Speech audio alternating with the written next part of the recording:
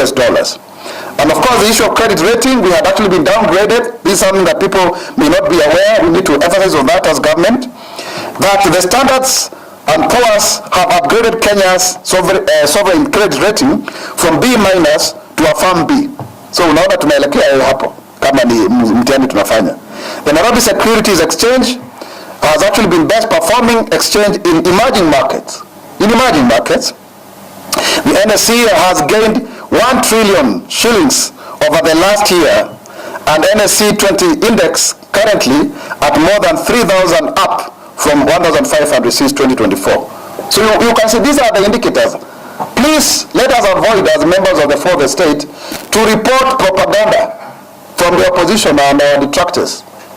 People who are sitting down and concocting their own reality. The economic indicators are very clear, even if you compare with the Ford administration. But this administration has done extremely well when it comes to economic parameters. Noting very well that when we took over government, we had almost nothing to report home about. Some people are even expecting we are going to default. It is on the record that even the president has put it very clearly. One of the top world leaders asked him, what are you going to do when the country defaults? But we are here, we are. And we really must also give credit to the Council of Economic Advisors. You know, we are talking about people there saying, oh, the Council of Economic Advisors has been extremely critical, led by Dr. Devin D, in ensuring that we get it right economically. And that I can tell you for sure, we've gotten it right. So they have actually added value. They become very patriotic in the manner in which they have been able to help our country to steer it from the bottom of the pyramid, from the doldrums, from the downgrading, from being at the edge of the precipice of default to having a robust economy that has moved up from being the 8th economy to the 6th in Africa, and the one that has attracted the highest, income, from startups in Africa. When you look at the issue of agricultural productivity through farmer registration, subsidized inputs, fertilizer and value chain approach, we have been able, therefore, to ensure that we have financed infrastructure projects through PPPs instead of the budget. And that is extremely important for us. So when you talk about our whole idea, why we are getting it right as a government, and proudly so, is because we started with the 47 economic forums when we were campaigning. Very well thought out. And I was very much part of that. Then we have 47 charters that we signed at the Catholic University. We then created the bottom-up economic transformation plan, the better plan, then results, and now we are reporting. We are reporting to the people. And also what we are telling Kenyans is that based on our success, now we can believe that we can move to the first world. And that is why, by the way, I need to say this very clearly, Kenya will really stand to lose if anything else was to happen otherwise. I can say confidently, as a government spokesman, but also as a Kenyan, that His Excellency President William Ruto is even overworking. He is the best president we can have. His forthrightness, his vision, his commitment to ensuring that we actually have something that is working, a country that is growing, is for sure. And the results can be seen now.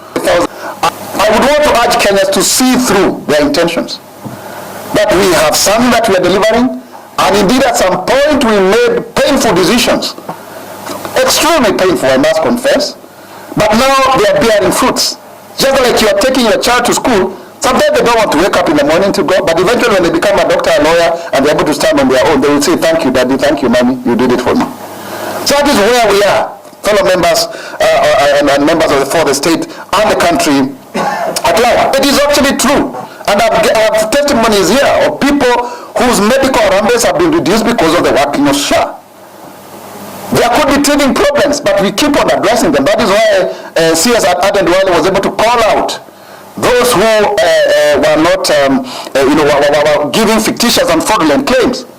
And we also asking private hospitals, please charge SHA, don't charge individuals and say SHA is not working. That also, we are creating a problem by doing so. Make sure you bill correctly.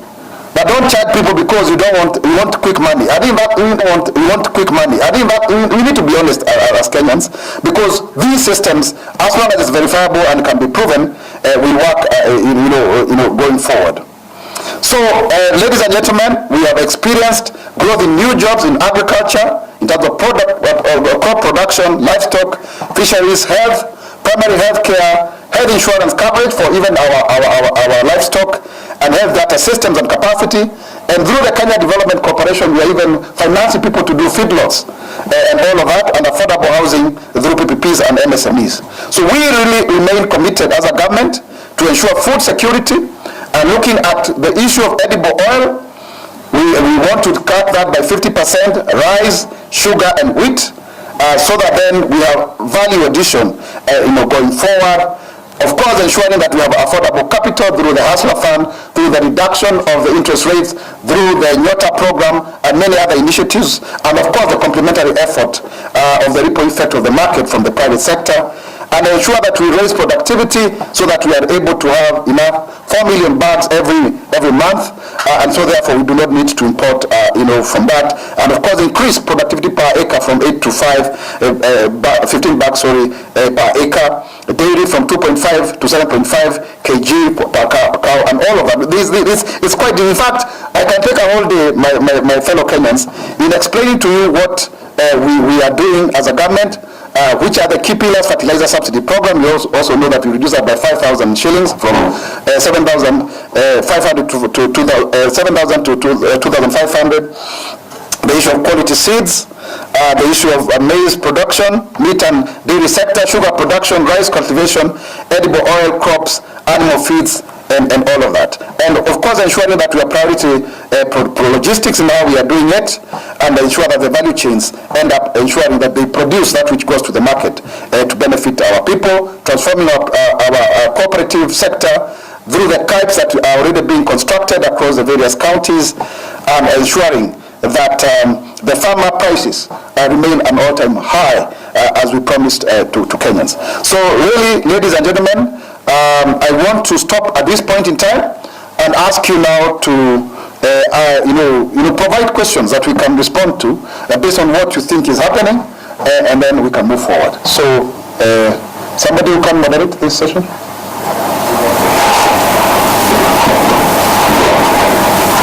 So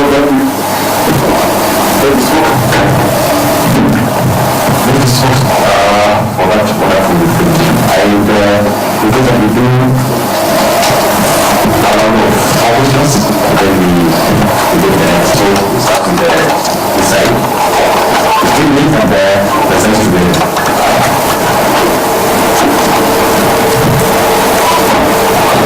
Thank you very much. My name is Nelson Andima.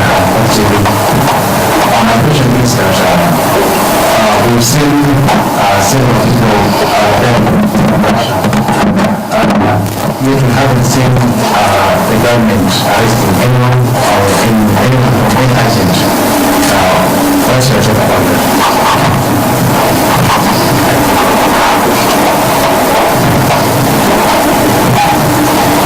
I'm invited to another from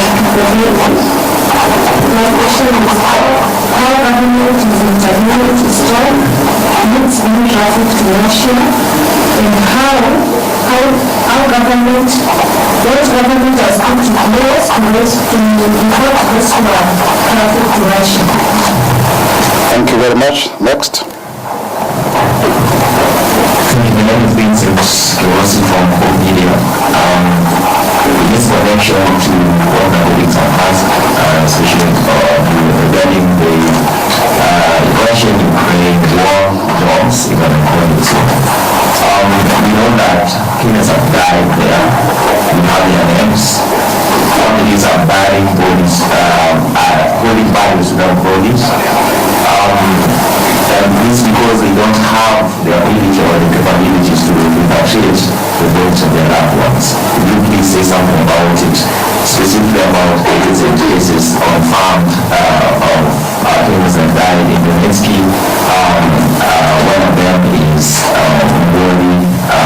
Then we have Mwaura Simon and Clinton Mwaura, who are confirmed dead on 6th of February.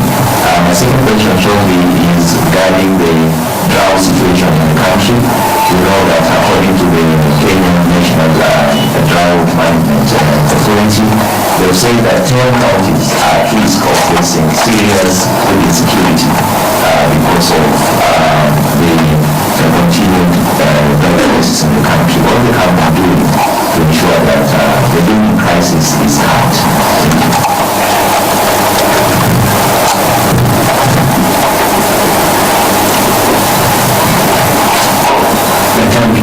Simama tafadhali. Tafadhali mwalimu. Kwa utaongezea swali la Russia ni zoezi ya kizani. Tungependa kujua kama Wakenya ambao hizo asasi usikani zoezi ya Ministry of Defense kwa sababu hali maswala ambayo husiana na ulinzi na bila mipaka ya nchi za nje. So pale tuna hadi sana chochote waziri Ministry of Foreign Affairs hatujapata barua yoyote wala chochote kutoka kwao. Ofisi ya waziri usalama haijazungumza chochote wala yoyote. Rais wa Jamhuri mwenyewe kamili jeshi mkuu hajazungumzia chochote. Tunaziona taarifa kwenye magazeti na vyombo vya habari, lakini kimya kinaendelea kuzidi. Ndio maana nimeandika gazeti la Daily Nation nimeuliza swali tu kiasi. Asante. Nafikiri tunaweza kupata maswali mengine. Hilo kuna swali moja ambalo limerudiwa sana. Let's take another question so niweze kujibu zote pamoja. Afadhali usirudie swali ambalo limeweza kuulizwa ndio tu save muda. My question is about the green transition. Yesterday we were talking about the 30 states that are including Nigeria, they are going to go to school.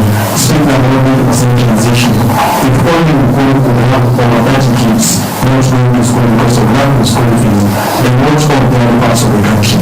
So if we can take only 30 per place, then we can speak on even over 300 to 200 going to school because they say they lack the capitation or then the personal items and also paying the school fee for their kids. So what is the government doing to curb this situation? Because we never continue to speak about 90-100% transition, which has no place in the for a bunch of not going to school.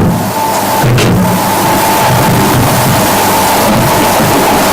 Thank you. My name is Mike Kablomo from TV47.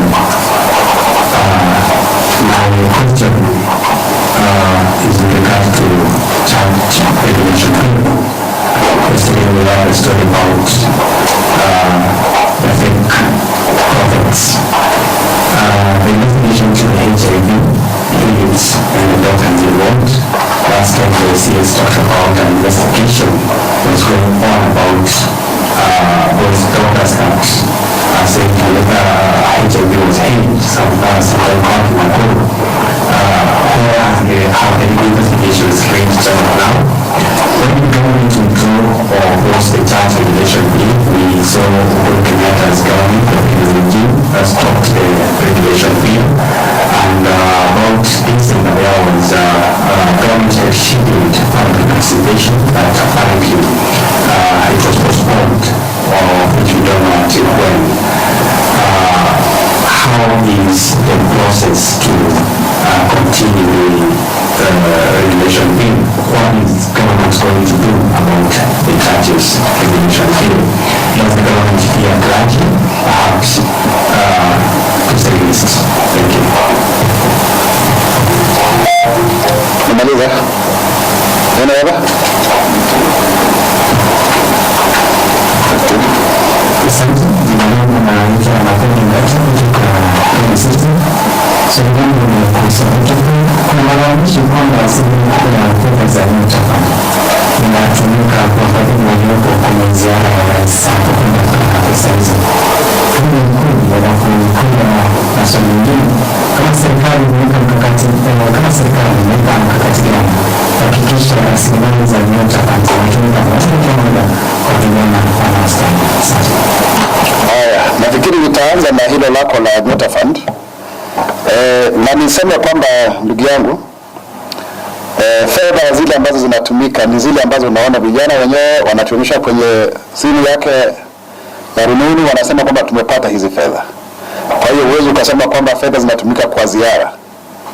Wale wadau ama wakurugenzi ama afisa wa ngazi za juu za kiserikali wanasafiri kwa fadhili kutokana na hata kama kwamba wanasimamia, wengi wanaenda katika uzinduzi huu kule ambako wenyewe wametokea. Kwa hiyo hizo ni tetezi potovu ambazo tunazishtumu. Nafikiri hiyo ni propaganda, ndugu yangu Stephen. Kwa hiyo nakuhakikishia kwamba wakati tulipochukua hatamu za uongozi tulihakikisha kwamba tunapunguza hizi hafla za watu kuweza kuzindua na kadhalika. Ndiposa unaona kama Hustler Fund, hujawahi kuona sherehe kubwa ya Hustler Fund kwa sababu watu wanapata pesa kupitia. Lakini sasa hapa ni kuhamasisha vijana, kwa sababu vijana walihisi kwamba hawahusishwi na serikali, na kwa hivyo sasa wameona serikali imekaribia. Sasa wakati tunapokaribia wananchi, wewe pia Stephen, tunalalamika. Wakati hatupo pia tunalalamika. Najua kuna Waswahili walisema nikiwa ndani wakipiga apiga kelele, nikitoka nje pia nalalamika. Alafu nasema wewe hupendwi. Lazima tuweze kuwa na ile connection ya vijana. Nafikiri pia wanafurahia sana kupotea rais na mambo kama hayo ambayo ni muhimu kwa sababu hii serikali ni yetu. Nafikiri Mike pia unaweza kuzungumzia swala zima la mambo ya wale ambao ni manabii wa uongo.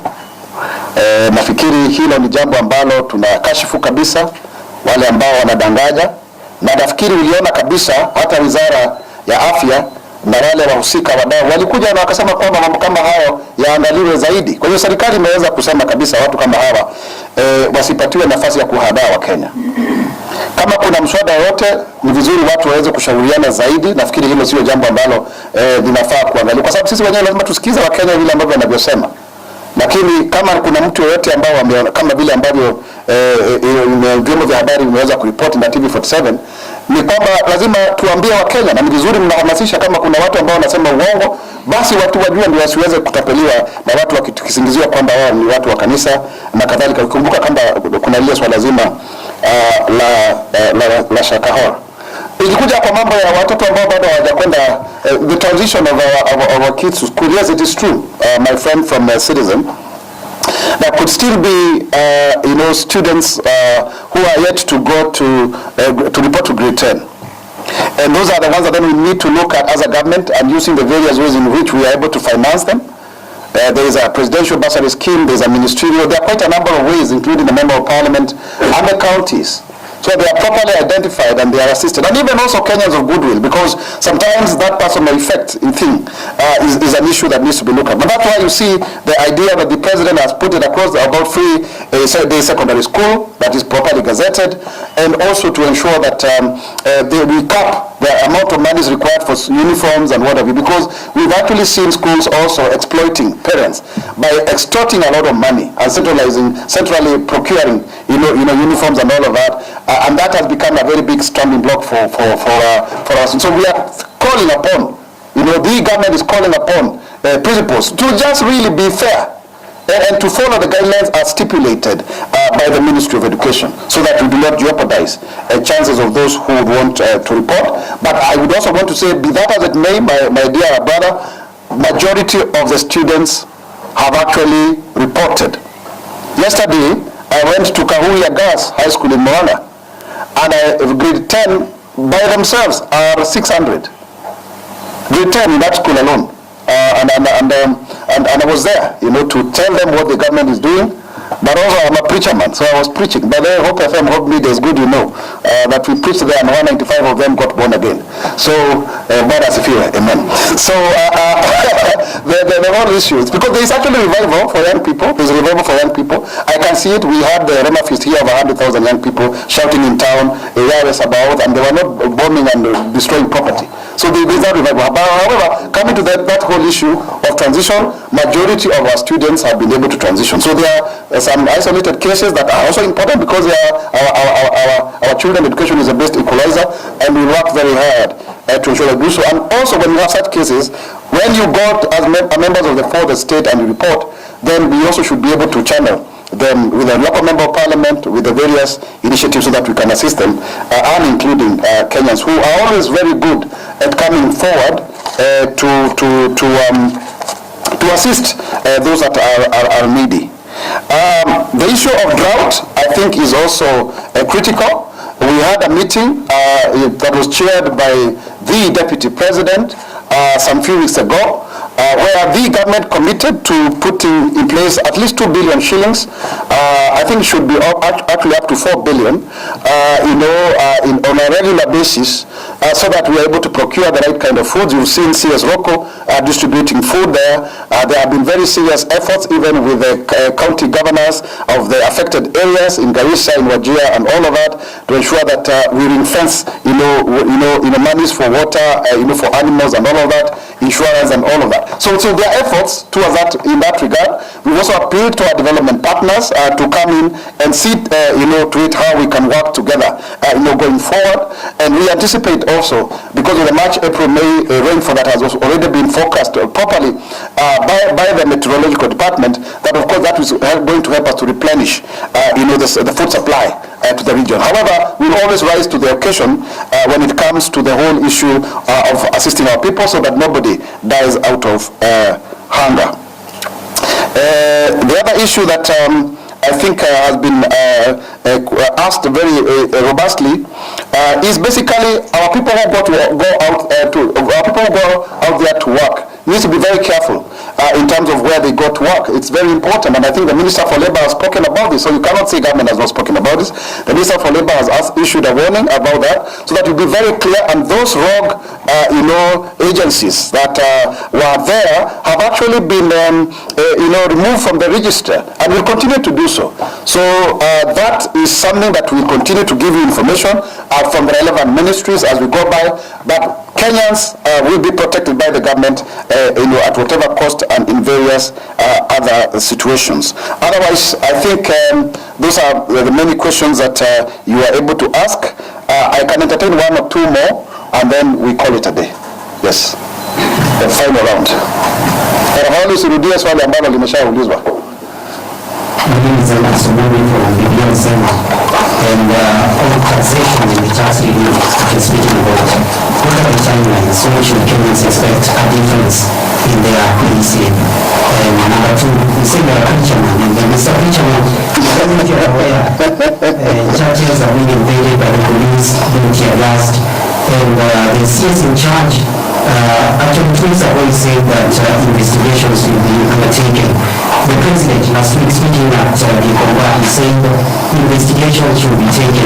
Are there only grounds that cannot be investigated, or the government does not have the capacity to investigate people who are invading the church? Mr. Preacherman, thank you.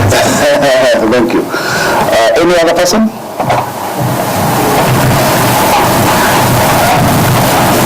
Thank you. My name is Mwaura from Mwaura.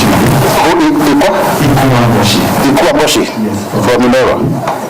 Are you going to ask a question in Kikuyu? No, go ahead. Later. Later, yeah. To ask about the same that she was out on it, less than 14 hours, actually, Adiambo was killed at Huduma, who was trained bullets. Anything that should be done, despite that we had IDG Kanja, the president himself, talking about if you have a similar action being taken against these cases, what's your official communication on this? Okay, we are done now? What's the last one? I don't know what's the difference between TV. Speaking about police shooting people, there was a story in Peter whereby it involved officers who shot somebody in a car. Up to now, has the officer been arrested? What is happening on the ground? Because we found that many cases involving these senior police officers are being neglected when it comes to investigations. What is the government doing, the role of the president, the office of the president doing to ensure that whether you are an IG, whether you are you prosecute the matter. In criminal law you talk about actus reus and mens rea.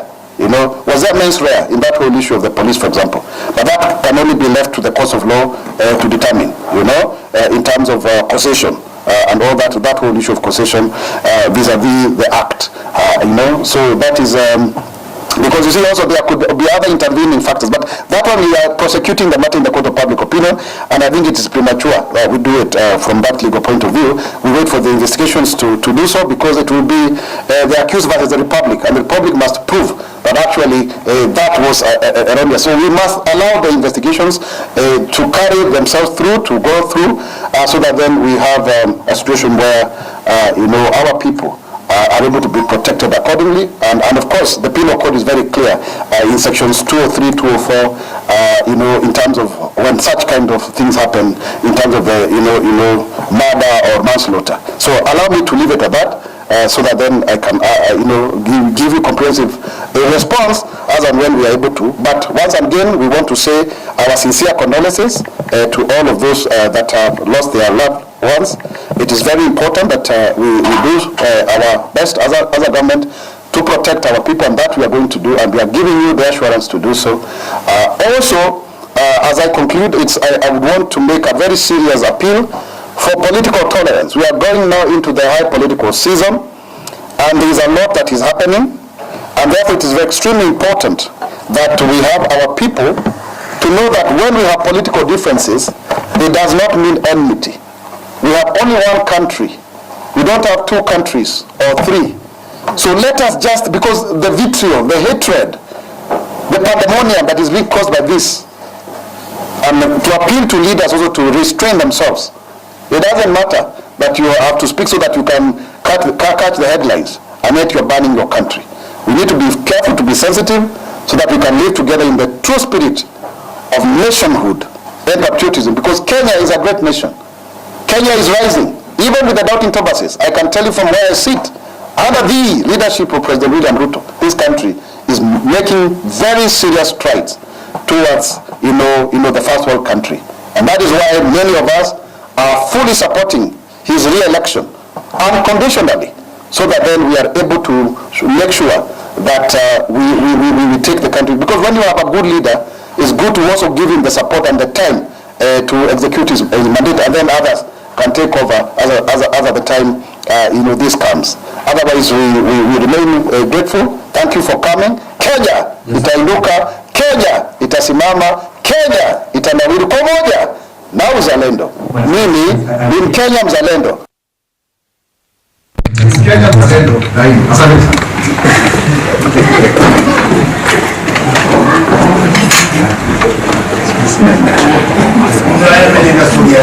My friend.